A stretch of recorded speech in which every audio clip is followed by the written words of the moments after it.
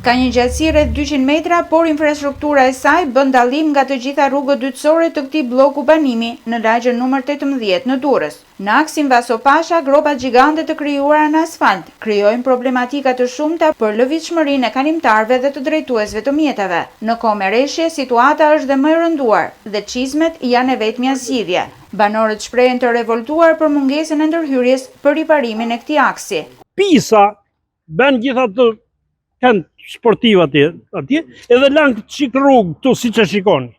A ka turp më të madh? Makinat, sa me zi futemi, gra jemi dumë me kujdes. Shumë e keqe është rruga.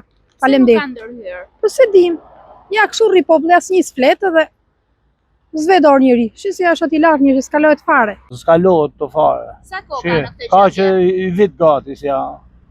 Ka bërë rruga cop-copta. Po ju prishen makinat? Po ju prishin makinat e gjithë prishin do.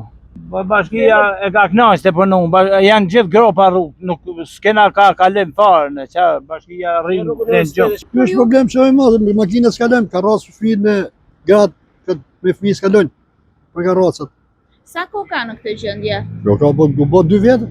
Drejtuesit e mjeteve duhet të bëjnë manovra të shumta për të evituar dëmtimin e makinave nga gropat e stërmëdha. Qytetarët kërkojnë nga pushteti vendor riparimin e këtij aksi, sepse janë tatim pagues të rregullt dhe kërkojnë që taksat e tyre të përkthehen në shërbime nga bashkia. Pushtetet vit vendor. Ka kemi apelën. Takset i pagojmë, gjithë i pagojmë. Të rregullojnë rrugët, më e thjeshta.